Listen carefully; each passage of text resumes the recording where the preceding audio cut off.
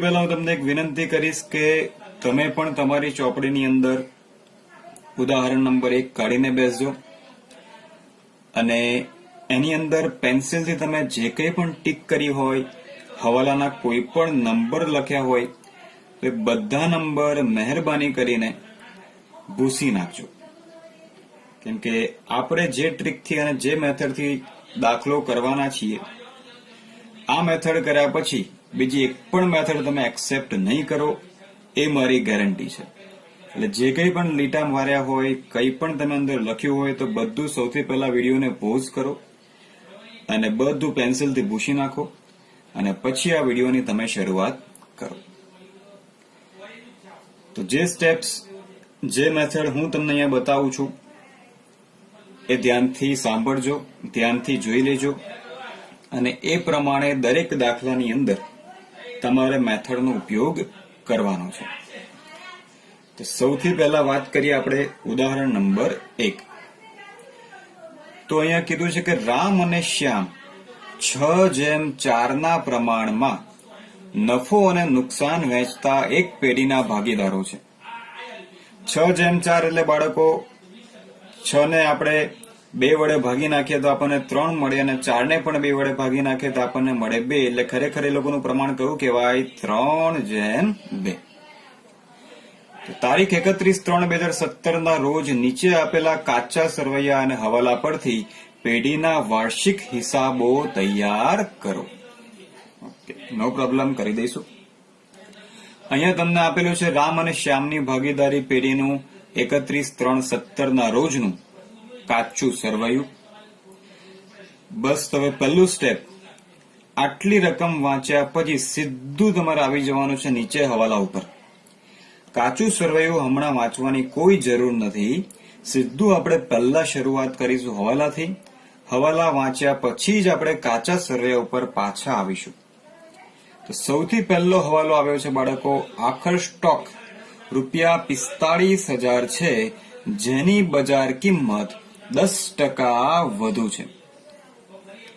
શું કહેવામાં આવ્યું છે કે આખર સ્ટોક 45,000 નો આપણી પાસે પડ્યો છે, પણ માર્કેટ વેલ્યુ એની 10% થી વધુ છે. આખર સ્ટોક માટે બાળકો એક નિયમ છે કે આખર સ્ટોકની મૂળ કિંમત અને આખર સ્ટોકની બજાર કિંમત એ બંનેમાંથી જે કિંમત ઓછી હોય એ કિંમતે જ આપણે એને દર્શાવી શકીએ. વધારે કિંમતથી આપણે એને દર્શાવી શકીએ નહીં. તો મૂળ કિંમત અહીંયા કેટલી આપેલી છે? 45,000 અને બજાર કિંમત તો વધારે છે. તો પછી કેટલી વધારે છે આપણે અહીંયા જોવાનો પ્રશ્ન જ ઉભો થતો નથી. આપણે સીધી કેટલી કિંમત લઈ લઈશું? ₹45,000. કેમ કે આપણે જે ઓછી કિંમત છે એ જ આપણે કન્સિડર અહીંયા કરવાની છે. સૌથી પહેલા આખર સ્ટોક ₹45,000 છે, તો ઉધાર બાજુ અહીંયા મને જગ્યા દેખાય છે અગાઉથી ચૂકવેલ વીમાની નીચે. તો અહીંયા હું પેન્સિલથી લખી દઈશ આખર સ્ટોક ₹45,000. બસ આ રીતના દરેક દાખલાની અંદર જે કંઈ પણ આખર સ્ટોકનો હવાલો હોય એ તમારે કાચા સરવૈયાની અંદર પેન્સિલથી લખી લેવાનો છે. જ્યાં જગ્યા મળે ત્યાં, પરીક્ષા હોય કે તમે સ્વાધ્યાયના દાખલા ગણતા હોય કે તમે ઉદાહરણના દાખલા ગણતા હોય, આ જ મેથડથી તમારે જવાનું છે. આ લખવાનો ફાયદો એ જ કે હવે પછી આ હવાલો આપણે ફરી વાંચવાની કોઈ જરૂર પડશે નહીં. ઘણી વાર એવું થતું હોય છે કે આ બધું આપણે કમ્પ્લીટ કરી અને છેલ્લે આખર સ્ટોકની વેલ્યુ લખવાની ભૂલી જતા હોઈએ છીએ ઉતાવળમાં. તો એ કોઈ પ્રોબ્લેમ તમને અહીંયા થવાનો નથી, કેમ કે આપણે પહેલેથી પેન્સિલથી લખી નાખ્યું છે કાચા સરવૈયામાં જ આખર સ્ટોક ₹45,000. ક્લિયર? ચાલો આગળ વધીએ. હવાલા નંબર 2. ભાગીદારોને મૂડી પર વાર્ષિક 5% વ્યાજ આપવાનું છે અને ઉપાડ ઉપર 10% લેખે વ્યાજ વસૂલ કરવાનું છે. હવે ધ્યાનથી સાંભળજો. મેજોરિટી 90% ટીચર્સ તમને એક જ વસ્તુ કરાવશે કે બેટા મૂડી જોડે 2 નંબર લખી દે અને ઉપાડ જોડે પણ 2 નંબર લખી દે. પણ એ મૂર્ખામીની વસ્તુ છે બાળકો. તમે હાલમાં અહીંયા હવાલાનો નંબર લખશો એનો મતલબ શું કે જ્યારે તમે આ મૂડી લખશો ત્યારે પાછું તમારે નંબર 2 એટલે કે 2 નંબરનો હવાલો પાછો તમારે વાંચવો પડશે. એટલે કે તમારો ટાઈમ વધારે બગડશે. તમારે 2 વખત હવાલા વાંચવાના થશે. એકવાર શરૂઆતમાં તો આપણે વાંચીએ જ છીએ, અહીં પાછો એનો નંબર લખશું એટલે પાછો ફરી વાંચવાનું. એટલે ડબલ ટાઈમ વેસ્ટ કરવાની કોઈ જરૂર નથી. આપણે અહીંયા વાંચ્યું કે ભાગીદારોને મૂડી પર વાર્ષિક 5% લેખે વ્યાજ આપવાનું છે, તો મૂડીની જોડે લખી દઈશું 5% વ્યાજ. પૂરું. હવે જ્યારે આપણે કાચા સરવૈયામાંથી મૂડીની એન્ટ્રી આપશું ત્યારે સાથે સાથે આના ઉપર કેટલા ટકા વ્યાજ ગણી નાખવાનું છે? 5%. ફરીથી હવાલો વાંચવાની કોઈ જરૂર જ નથી. ઉપાડ ઉપર કેટલા ટકા વ્યાજ છે? 10%. તો ઉપરની જોડે લખી દો 10% વ્યાજ. નંબર લખવાની મૂર્ખામી અહીંયા આપણે કરવાની નથી. ચાલો આગળ વધીએ. યંત્રો પર 10% અને ફર્નિચર ઉપર 5% ઘસારો ગણો. હવે તમે શું કરતા હશો? યંત્ર જોડે 3 નંબર લખશો અને ફર્નિચર જોડે પણ 3 નંબર લખશો. એનો મતલબ જ્યારે યંત્ર લખશું ત્યારે પાછો આપણે 3 નંબરનો હવાલો વાંચવાનો. હવે ડબલ ટાઈમ વેસ્ટ કરવાની કોઈ જરૂર નથી. યંત્રની જોડે આપણે લખી દઈશું 10% ઘસારો અને ફર્નિચરની જોડે આપણે લખી દઈશું, આપણને આપ્યો છે 5% ઘસારો. આનો ફાયદો શું બાળકો? એકવાર અહીંયા એન્ટ્રી કરી દીધી, એકવાર અહીંયા પેન્સિલથી લખી દીધું. હવે ફરીથી આપણે હવાલા જોવાની કોઈ જરૂર નથી. નીચે પછી જોવાનું જ નહીં. કાચા સરવૈયામાં બધી માહિતી તમને અહીંયાથી જ મળી જશે. ચાલો આગળ વધીએ. નંબર 4. દેવાદારો પર 5% લેખે ગાલખાદ અનામતની જોગવાઈ કરો. શોધો દેવાદારો આપણને ક્યાં આપેલું છે? ઉપાડની નીચે. તેની જોડે આપણે લખી દઈશું 5% ગાલખાદ અનામત. ક્લિયર બાળકો? ડાયરેક્ટલી લખીશું. હવાલાનો નંબર લખવાની કોઈ જરૂર નથી. આગળ. ચૂકવવાના બાકી ખર્ચા. ચૂકવવાના બાકી ખર્ચા હંમેશા ખર્ચાની અંદર શું થાય? પ્લસ. એટલા માટે પ્લસ થાય કે ફોર એક્ઝામ્પલ પગાર. પગાર આપણને આ ખર્ચા બાજુ આપેલો જ છે. ચૂકવવાનો બાકી એટલે શું? અત્યાર સુધી આપણે કેટલો પગાર ચૂકવ્યો છે? 15,000 રૂપિયાનો પગાર ચૂકવ્યો છે, પણ હજુ આપણને હવાલામાં એવું કીધું છે કે 500 રૂપિયા ચૂકવવાના બાકી છે. એટલે આજે નહીં ને કાલે આપણે એ 500 રૂપિયા ચૂકવવા પડશે. એટલે આપણે પગારની જોડે લખી દઈશું +500 ચૂકવવાનો બાકી. ચૂકવવાનો બાકી શું થાય બાળકો? પ્લસ થાય, કેમ કે આટલો તો છે જ ચૂકવવાનો. હજુ પાછા કેટલા ચૂકવવાના છે? 500. એટલે કુલ કેટલો થાય વર્ષનો? 15,500. ક્લિયર? આગળ. ચૂકવવાના બાકી પરચુરણ ખર્ચા 150. શોધી નાખો પરચુરણ ખર્ચા ક્યાં છે?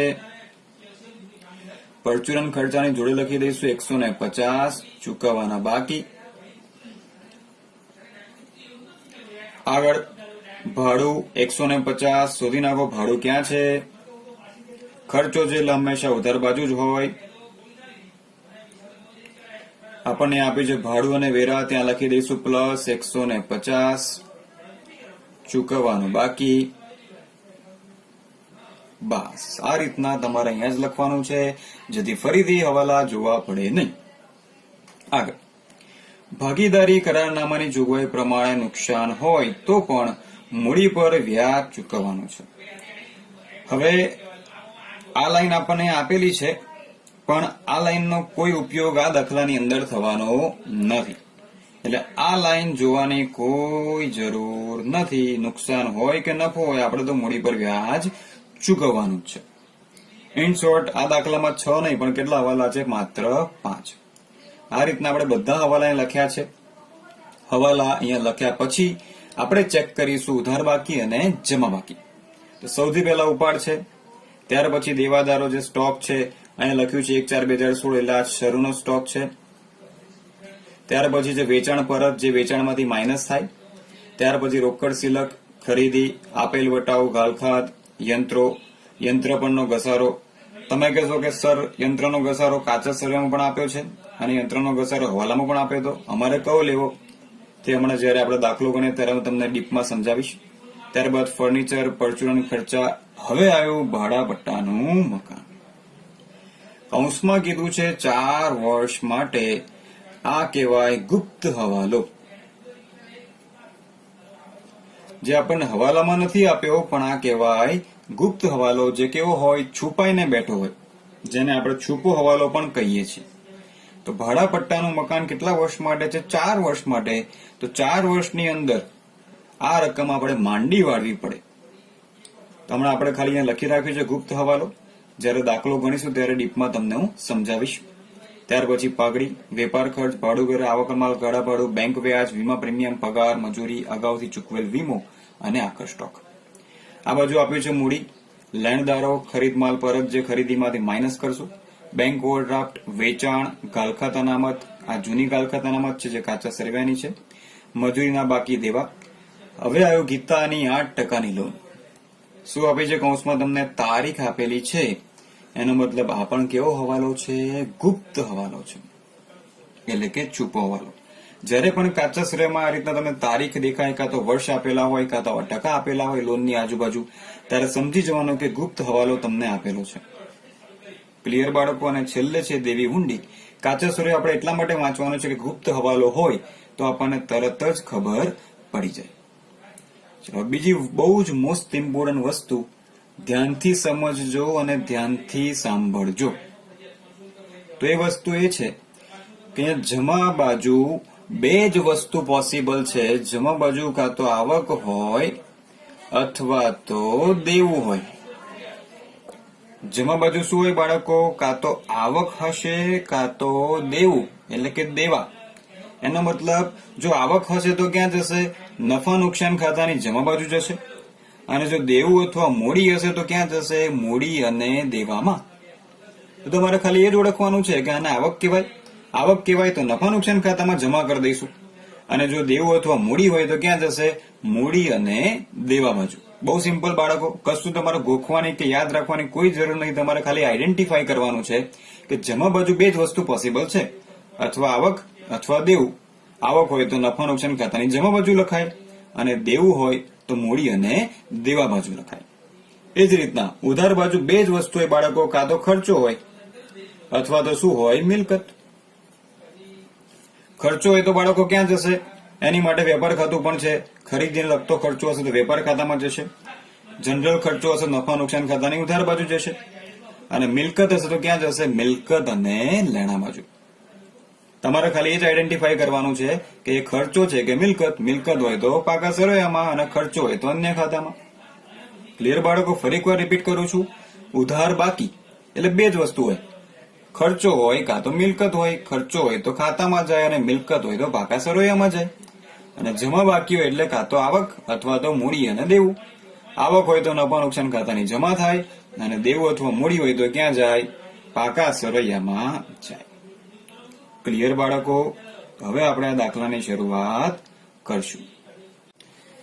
તો દરેકને નમ્ર વિનંતી છે કે તમે જે કંઈ પણ ખાનું દોરો છો તો એની પર તમારે પૂરું હેડિંગ આપવું પડશે. રામ અને શ્યામની ભાગીદારી પેઢીનું તારીખ 31/3/17 ના રોજ પૂરા થતા વર્ષનું વેપાર ખાતું. તો સૌથી પહેલા તમે પણ ચોપડી લઈને બેસજો અને એની અંદર ઉદાહરણ નંબર 1 કાઢીને બેસજો. શરૂઆત આપણે કરીશું હંમેશા ઉધાર બાજુથી. ઉધાર બાજુની બધી જ અસર આપ્યા પછી આપણે જમા બાજુ જશું.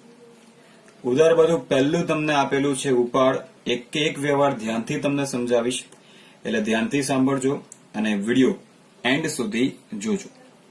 સૌથી પહેલા છે ઉપાડ.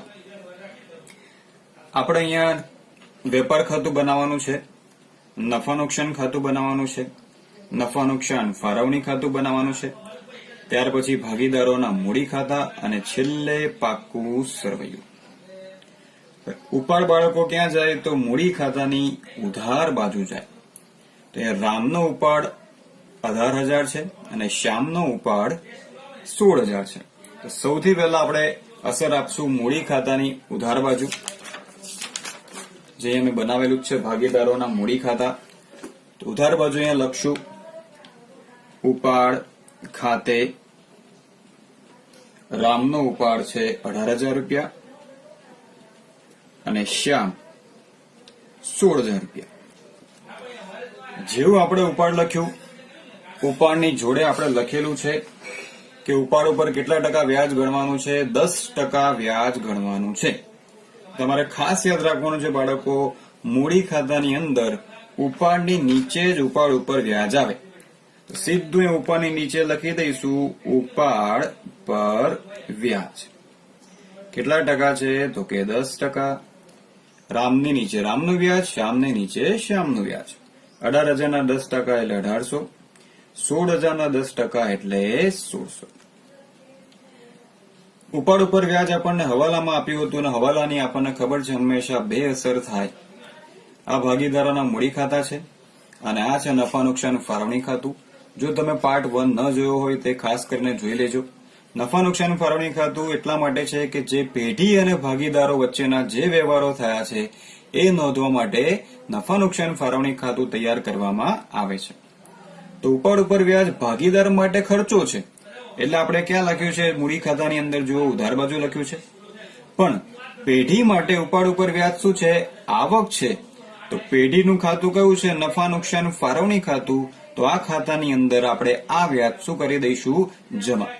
તો અહીંયા લખશું આપણે ઉપાડ પર વ્યાજ 10%.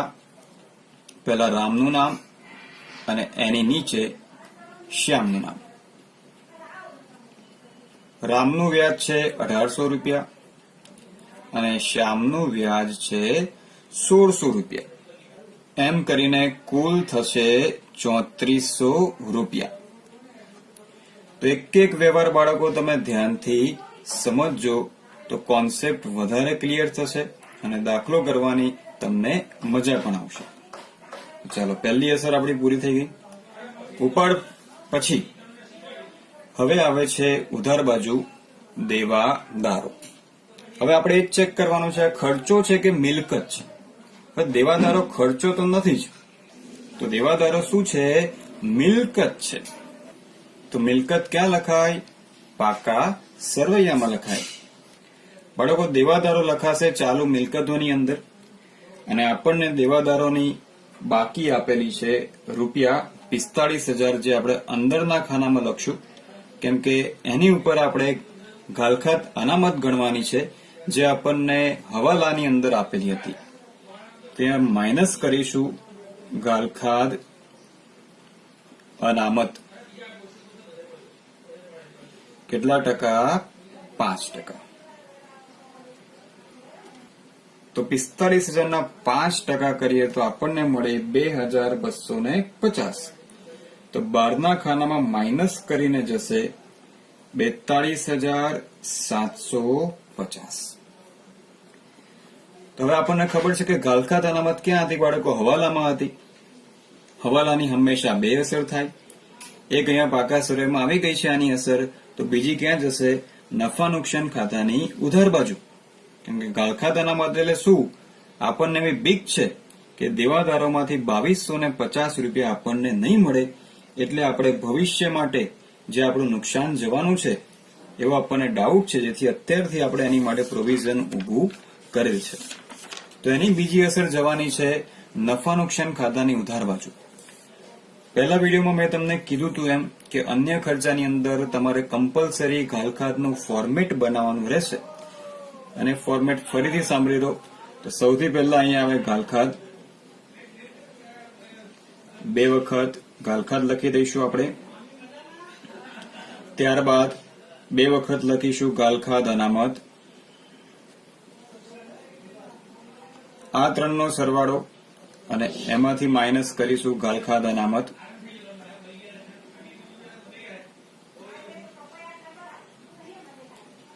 પહેલા અને છેલ્લામાં કાસ અને વચ્ચેના બેમાં લખશું આપણે હવાલા. આ બંનેમાં પ્લસ અને છેલ્લાની અંદર માઇનસ. તો હમણાં આપણે જે ગાલખાત અનામત માઇનસ કરી બાળકોએ આપણને ક્યાં આપેલી હતી? હવાલાની અંદર આપી હતી અને એની જે રકમ આપણે ગણી એ છે 2,250. તો અહીંયા હવાલા ગાલખાત અનામત જોડે લખી દઈશું 2,250. ગાલખાત હવાલામાં નથી તો અહીંયા લખી દઈશું ડેશ.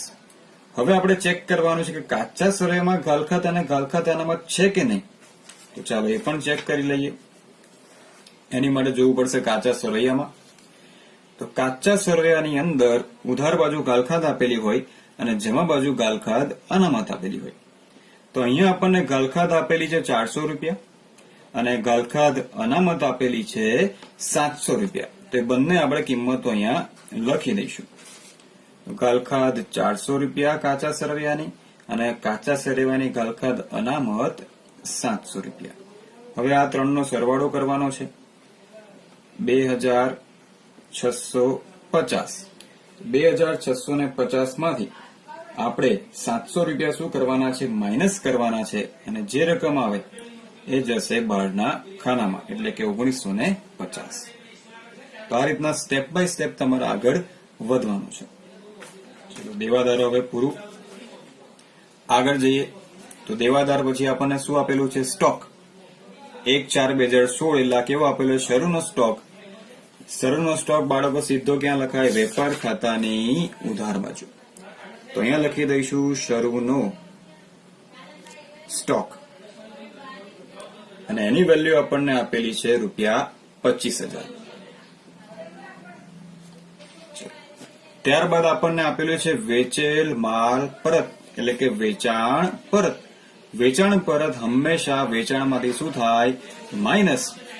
વેચાણમાંથી માઇનસ કરવા માટે સૌથી પહેલા આપણને શું જોઈશે? વેચાણ. તો વેચાણ ક્યાં આપેલું હશે? જમા બાજુ આપેલું હોય. તો સૌથી પહેલા આપણે વેચાણ નોંધી લઈએ. વેચાણ હંમેશા ક્યાં લખાય? વેપાર ખાતાની જમા બાજુ. તો સૌથી પહેલા અહીં લખશું વેચાણ. વેચાણ લખ્યા પછી એની રકમ આપણે અંદરની બાજુ લખવાની છે, જેથી આપણે વેચાણ પરત માઇનસ કરી શકીએ. તેની રકમ છે 78,150. અહીંયાથી માઇનસ કરીશું આપણે વેચાણ પરત, જેની રકમ આપણને આપેલી છે ₹1,000. એટલે બહારના ખાનામાં જશે 77,150. ક્લિયર બાળકો? હવે આગળ વધીએ તો આગળ વેચાણ માલ પરત પછી આપણને આપે છે રોકડ સિલક.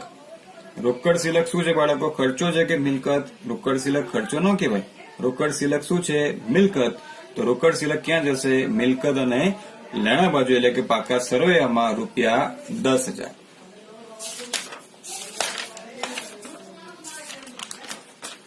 એ પણ ચાલુ મિલકતમાં. તો અહીંયા લખી દઈશું રોકડ સિલક ₹10,000. ક્લિયર બાળકો?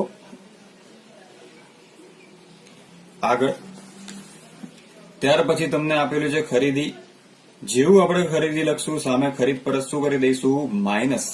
તો ખરીદી આપણને આપેલું છે 60,000 અને સામે ખરીદ માલ પરત આપણને આપેલું છે 1500. એટલે 60,000 માંથી 1500 આપણે માઇનસ કરવા પડશે. ખરીદી લખાય માલની ખરીદી એટલે વેપાર ખાતાની ઉધાર બાજુ. તો અહીંયા લખીશું ખરીદી અંદરના ખાનામાં 60,000 માઇનસ ખરીદ પરત ₹1500. એટલે બહારના ખાનામાં જશે ₹58,500. ક્લિયર એટલે સુધી? ઓકે, ચાલો આગળ વધીએ. ખરીદી પછી આપણને આપેલું છે આપેલ વટાવ ₹500. હવે આપેલ વટાવ શું છે? ખર્ચો. ખર્ચો છે તો ક્યાં જશે? ચેક કરો. ખરીદીનો ખર્ચો છે કે સામાન્ય ખર્ચો છે? તો આપેલ વટાવ ખરીદીનો ખર્ચો નથી. કેવો ખર્ચો છે? સામાન્ય. વટાવ આપણે શેના ઉપર આપીએ બાળકો? વેચાણ ઉપર આપીએ. તો વેચાણ વિતરણ ખર્ચો છે, તો એ જશે નફા નુકસાન ખાતાની ઉધાર બાજુ અને અહીંયા લખશું આપેલ વટાવ. એમાં કોઈ સવાલો નથી એટલે સીધી રકમ જશે બહારના ખાનામાં ₹500. ત્યાર પછી આપણને આપેલું છે ગાલખાદ, જેની આપણે ઓલરેડી અસર આપી દીધી છે. અને હવે ઇમ્પોર્ટન્ટ પોઈન્ટ આવે છે યંત્ર અને એની નીચે આપેલું છે યંત્ર પરનો ઘસારો અને હવાલામાં પણ આપેલું છે યંત્ર પરનો ઘસારો. તો બાળકો જ્યારે પણ તમને કાચા સરવૈયામાં કોઈ મિલકત અને એ જ મિલકતનો ઘસારો દેખાય તો સૌથી પહેલા તમારે આ ઘસારો મિલકતની કિંમતમાં શું કરી દેવાનો છે? પ્લસ કરી દેવાનો છે. ફરીવાર બોલું છું, જ્યારે પણ તમને કાચા સરવૈયાની અંદર ઘસારો અને મિલકત બંનેની કિંમત દેખાય ત્યારે સૌ પ્રથમ મિલકતની કિંમતમાં આ ઘસારો શું કરી દેવાનો છે? પ્લસ કરી દેવાનો છે અને નવેસરથી આપણે 10% ઘસારો એની ઉપર ગણવાનો છે. એટલે 18,250 વત્તા 1,750 કુલ થઈ જશે ₹20,000. યંત્ર આપણી મિલકત છે કેવી મિલકત છે બાળકો? કાયમી અને દ્રશ્ય, તો એ જશે પાકા સરવૈયામાં. તો અહીંયા લખીશું યંત્ર, અંદરના ખાનામાં 20,000, અને હવે એની ઉપર ઘસારો ગણશું, માઇનસ ઘસારો. યંત્ર પર આપણે 10% લેખે ઘસારો ગણવાનો છે. 20,000 ના 10% થાય બાળકો 2,000, અને બહારના ખાનામાં જશે ₹18,000.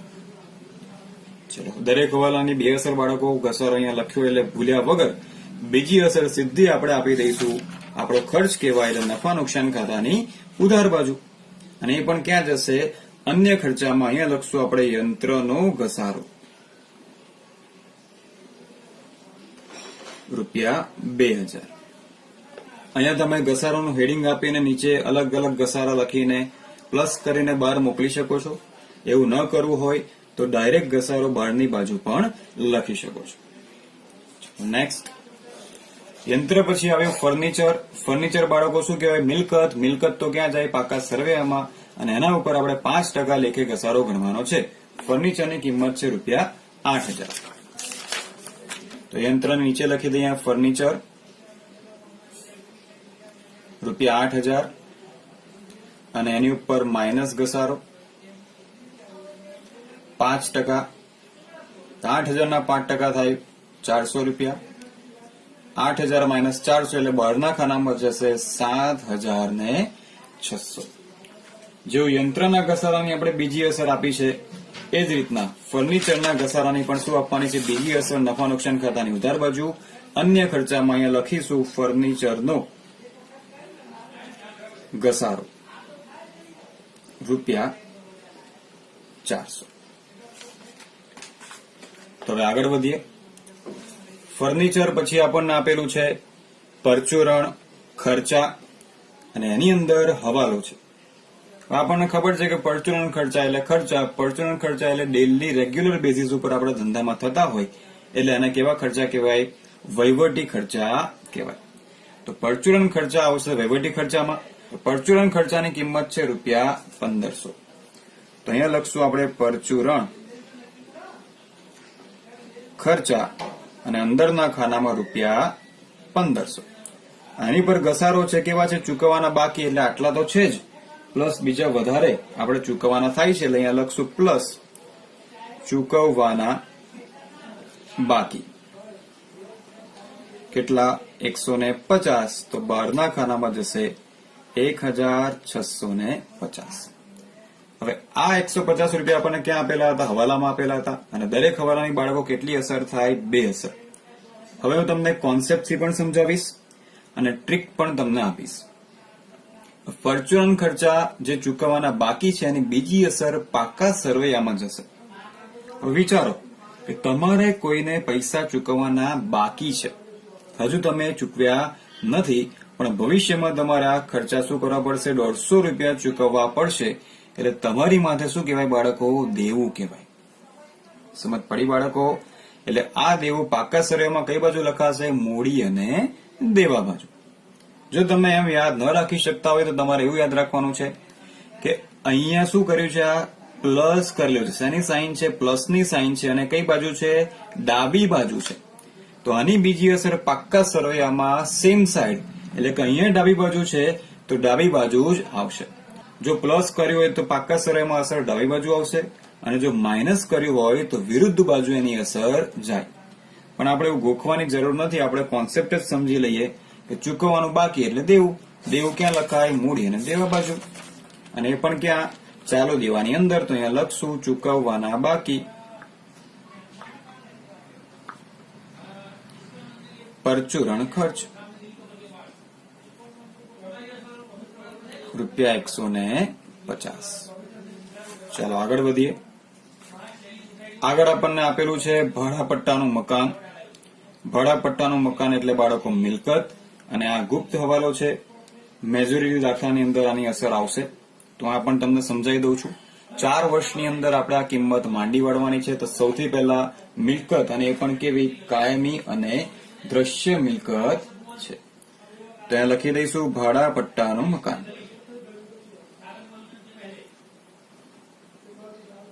એની કિંમત આપણને આપેલી છે 7,000 અને અહીંયા માઇનસ માંડી વાળેલ.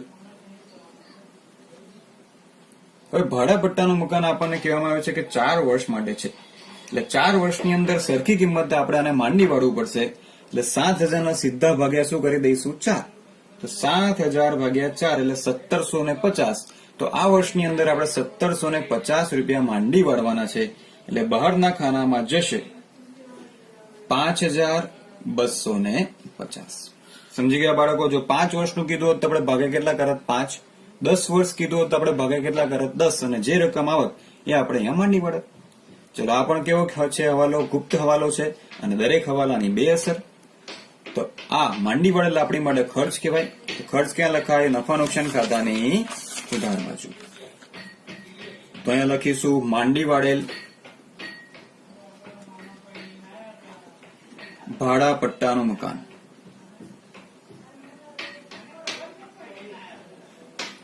રૂપિયા 1,750.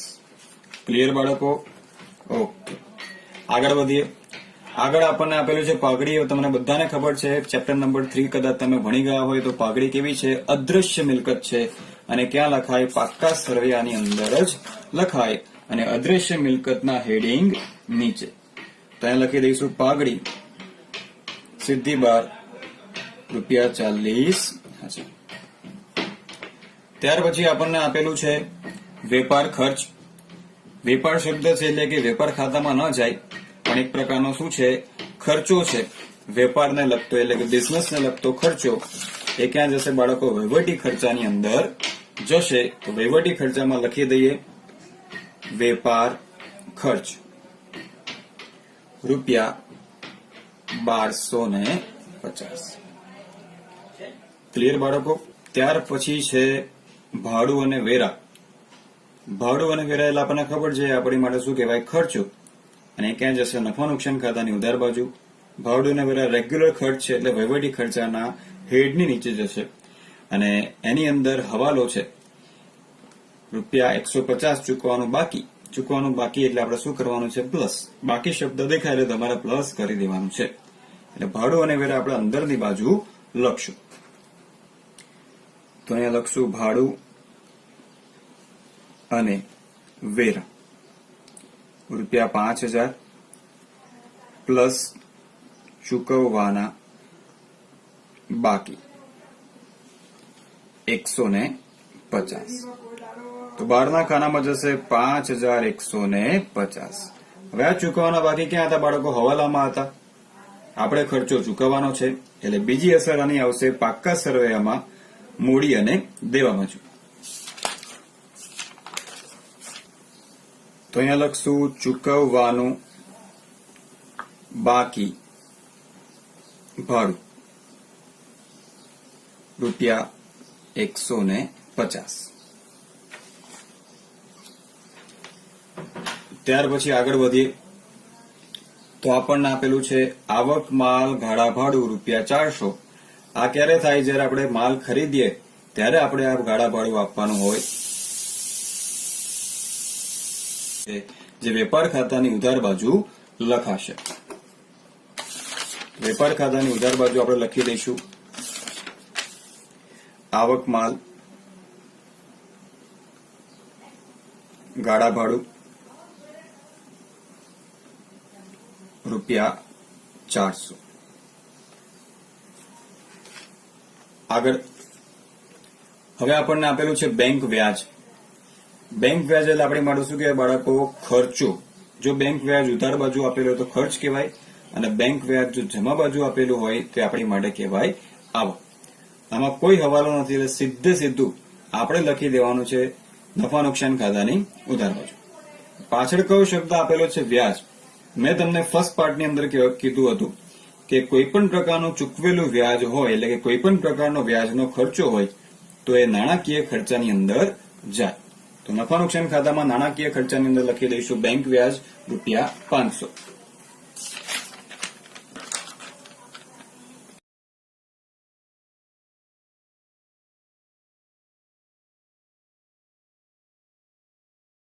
ત્યાર પછી વીમા પ્રીમિયમ. વીમા પ્રીમિયમ એટલે એવરી યર રેગ્યુલર આપણે વીમા પ્રીમિયમ ભરતા હોઈએ છીએ, એટલે આપણી માટે કહેવાય વહીવટી ખર્ચા. આમાં કોઈ હવાલો નથી, એટલે સીધું બહારના ખાનામાં જશે વીમા પ્રીમિયમ ₹800.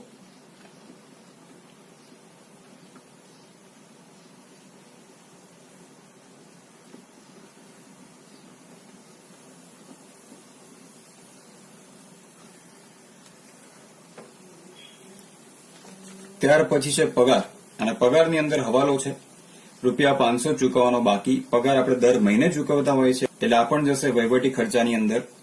અંદરના ખાનામાં 15,000 પ્લસ ચૂકવવાનો બાકી પગાર 500.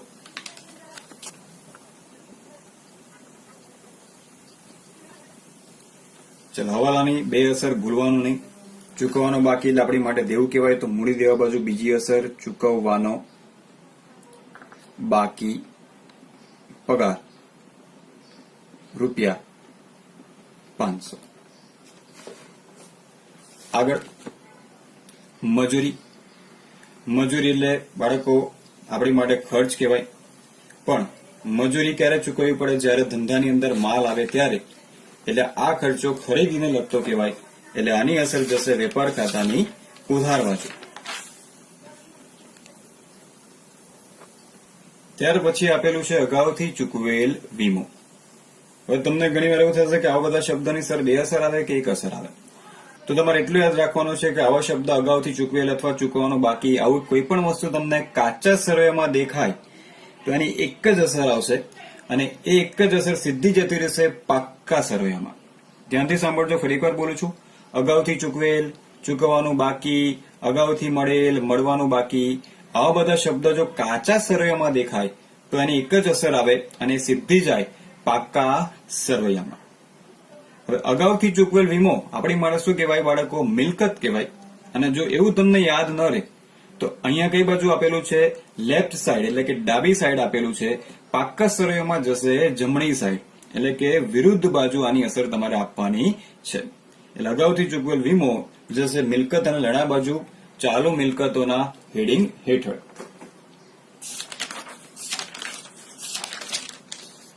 અહીંયા આપણે લખશું અગાઉથી ચૂકવેલ વીમો ₹200.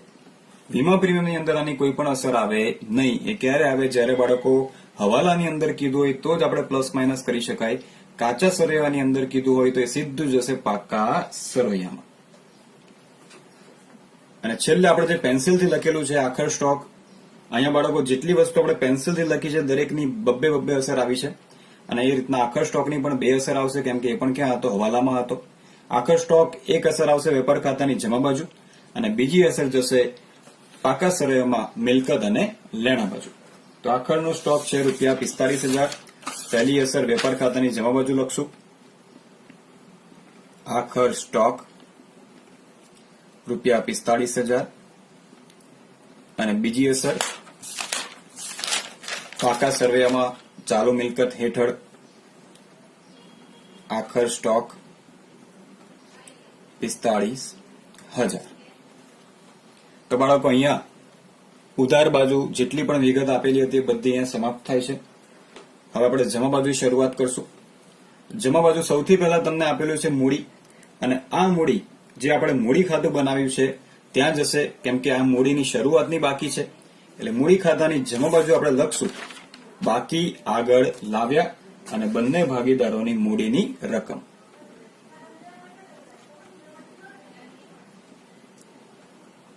અહીંયા કોઈએ બા આ લાવ્યા એવું કોઈ શોર્ટ ફોર્મ લખવાનું નથી. આપણે ફૂલ ફોર્મ લખીશું બાકી આગળ લાવ્યા. તો રામની મૂડી છે ₹80,000 અને શ્યામની મૂડી છે ₹70,000. જેવું તમે મૂડીની રકમ લખી તરત જ આપણે ગણી નાખવાનું છે મૂડી પર વ્યાજ. જેવું ઉપાડની નીચે ઉપાડ ઉપર વ્યાજ હતું એ જ રીતે મૂડીની નીચે મૂડી પર વ્યાજ આવશે. તો અહીંયા લખી દઈશું આપણે મૂડી પર વ્યાજ 5%. તો 80,000 ના 5% એટલે કે 4,000, અને 70,000 ના 5% એટલે કે 3,500. દરેક હવાલાની બે અસર અહીંયા જમા થયું છે. તો નફા નુકસાન ફાળવણી ખાતામાં ઉધાર બાજુ લખશું મૂડી પર વ્યાજ 5%.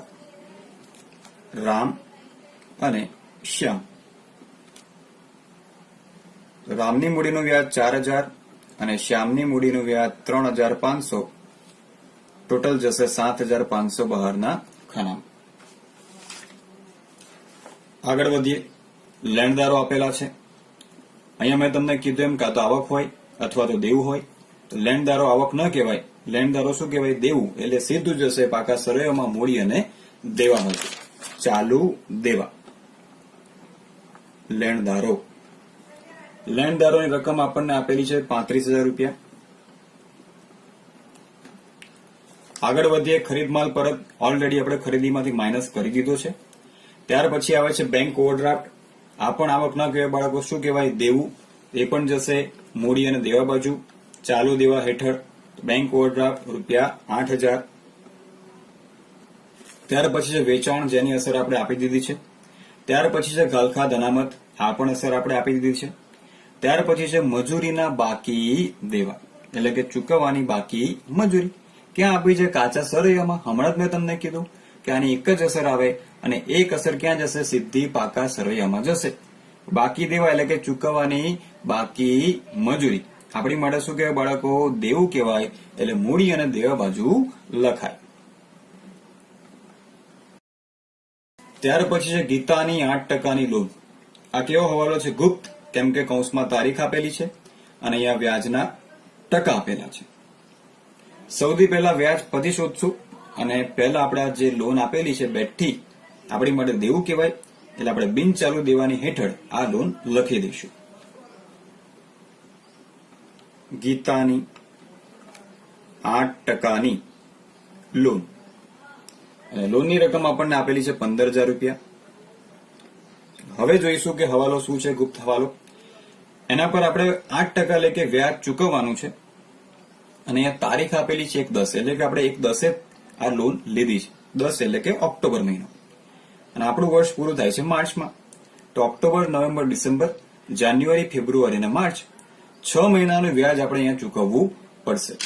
તો 15,000 રૂપિયા ઉપર એટલે કે 15,000 ગુણ્યા 8% એટલે 8/100 અને 6 મહિનાનું વ્યાજ એટલે ગુણ્યા 6/12. આ રીતે આપણે વ્યાજની ગણતરી કરીને આપણી માટે આ કહેવાય ચૂકવવાનું બાકી લોનનું વ્યાજ. તો આપણને મળે છે રૂપિયા 600. તો આની બે અસર. એક અસર જશે નફા નુકસાન ખાતાની ઉધાર બાજુ. શું છે? વ્યાજ. કેવું છે? ચૂકવવાનું બાકી. તો નાણાકીય ખર્ચની હેઠળ લખીશું ગીતાની લોનનું વ્યાજ 600 રૂપિયા. અને બીજી અસર આપણી માટે દેવું કહેવાય, એટલે મૂડી અને દેવા બાજુ. ચાલુ દેવા હેઠળ ગીતાની લોનનું વ્યાજ 600 રૂપિયા. આગળ વધીએ. છેલ્લે આપણને આપેલું છે દેવી હુંડી 200 રૂપિયા. આવક ન કહેવાય, શું કહેવાય? દેવું. એટલે ચાલુ દેવા હેઠળ લખાય દેવી હુંડી રૂપિયા 200. ચલો, બધી જ એન્ટ્રી, બધી જમા અને ઉધાર અસર આપણે આપી દીધી છે. સૌથી પહેલા આપણે વેપાર ખાતાનો સરવાળો કરવાનો છે. પહેલા જોઈ લઈશું કે કઈ બાજુ વધારે સરવાળો થાય છે. જ્યાં સરવાળો વધારે થશે એ રકમ બંનેના અહીંયા કુલમાં લખી દઈશું અને ડિફરન્સ આપણે ફાઇન્ડ કરવાનો છે. તો અહીંયા જમા બાજુનો સરવાળો વધારે થાય છે 1,22,150. તો આ રકમ અહીંયા સામે લખી દો 1,22,150. હવે આ રકમમાં તે બધી રકમ માઇનસ કરી દો એટલે આપણને શું મળી જશે? ડિફરન્સ મળી જશે. અને આ ડિફરન્સ આપણને મળે છે 24,250. આને શું કહેવાય બાળકો? કાચો નફો, જે વેપાર ખાતામાંથી ટ્રાન્સફર થઈને નફા નુકસાન ખાતામાં જશે. તો આપણે અહીંયા લખશું નફા નુકસાન ખાતે અને કૌંસમાં લખશું કાચો નફો. કોઈ અહીંયા કાચો નફો એકલો શબ્દ લખવાનો નથી, કમ્પલસરી તમારે નફા નુકસાન ખાતે લખવાનું છે અને કૌંસમાં લખીશું આપણે કાચો નફો. હવે આ નફો જશે નફા નુકસાન ખાતાની જમા બાજુ. અહીંયા ઉધાર હોય તો ત્યાં ક્યાં જાય? જમા બાજુ. જમા બાજુ આપણે ઉપર લખવાનું છે વેપાર ખાતે. કેમ કે આપણે ક્યાંથી લાવ્યા છે? વેપાર ખાતેથી લાવ્યા છે. અને આ કૌંસમાં લખશું કાચો નફો 24,250. હવે નફા નુકસાન ખાતાનો સરવાળો કરશું. જે બાજુ સરવાળો વધારે આવે એનું ટોટલ આપણે નીચે લખવાનું છે. તો આ દાખલાની અંદર ઉધાર બાજુનું ટોટલ વધારે આવે છે 32,050. તો આ ટોટલ આપણે જમા બાજુ પણ લખી દઈશું 32,050. એમાંથી આ વસ્તુ માઇનસ કરો એટલે આપણને શું મળી જશે? ડિફરન્સ. એટલે આપણી માટે કહેવાશે ખોટ 7,800. આ જે ખોટ છે લઈ જવાની છે આપણે આગળના ખાતામાં, એટલે કે નફા નુકસાન ફાળવણી ખાતામાં. તો અહીંયા આપણે લખશું નફા નુકસાન ફાળવણી ખાતે. કૌંસમાં લખીશું ચોખ્ખી ખોટ. આ અહીંયા જમા થયું છે તો નફા નુકસાન ફાળવણી ખાતાની અંદર આ વસ્તુ આપણે શું કરવી પડશે? ઉધાર. અહીંયા ઉધાર બાજુ લખીશું. દરેક ખાતામાં આપણે ઉપરની બબ્બે લાઈન છોડવાની છે, પણ આ જગ્યા ઓછી હોવાને કારણે મેં આ લાઈન છોડેલી નથી. તમારે પહેલી લાઈનની અંદર લખવાનું છે નફા નુકસાન ખાતે. કૌંસમાં લખીશું ચોખ્ખી ખોટ ₹7,800. હવે આપણે આ ખાતું પણ બંધ કરવાનું છે. હવે આ ખાતાનો સરવાળો કરીએ તો આ ખાતાની અંદર ઉધાર બાજુનો સરવાળો વધારે થાય છે 15,300. તો આ સરવાળો આપણે જમા બાજુ પણ લખી દઈશું 15,300. ડિફરન્સ જોઈએ તો અહીંયા આપણને કુલ 11,900 રૂપિયાનો ડિફરન્સ મળ્યો. હવે નફા નુકસાન ફાળવણી ખાતામાંથી જે કંઈ પણ નફો કે ખોટ મળે એ આપણે હવે અહીંયા વહેંચવાની છે, અને એ નફો કે ખોટ સીધી જવાની છે ભાગીદારોના મૂડી ખાતે. અહીંયા મળી આપણને ખોટ કહેવાય અને એ ખોટને કહેવાય વહેંચણી પાત્ર ખોટ. તો અહીંયા આપણે લખીશું મૂડી ખાતે અને કૌંસમાં લખીશું વહેંચણી પાત્ર ખોટ.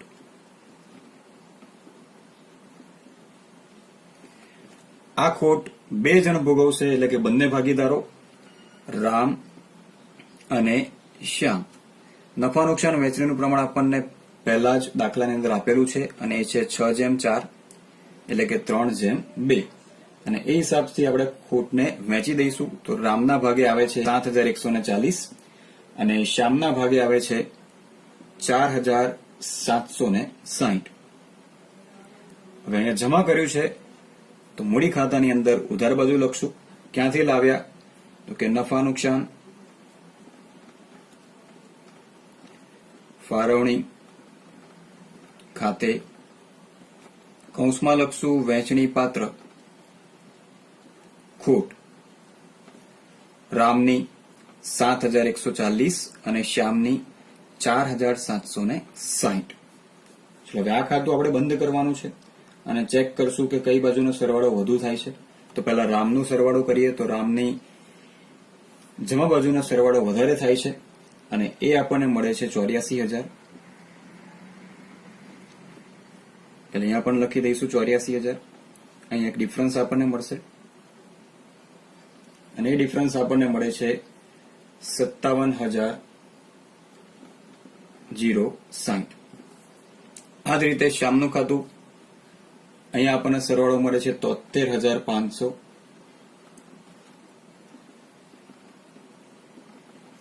ડિફરન્સ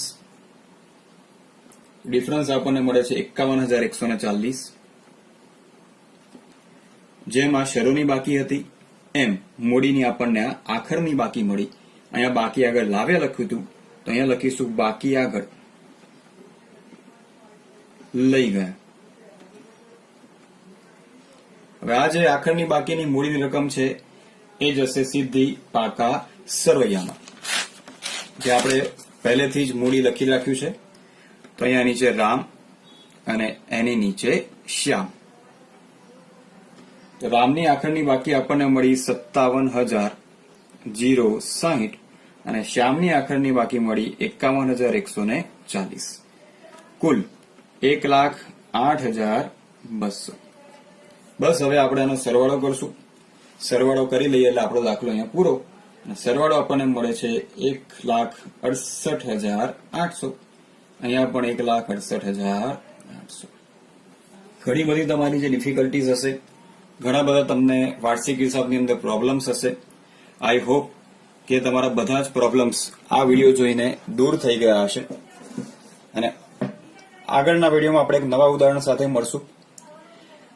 આ વિડીયો તમને કેવો લાગ્યો મને લખીને કમેન્ટમાં જણાવજો, જેથી મને ખ્યાલ આવે.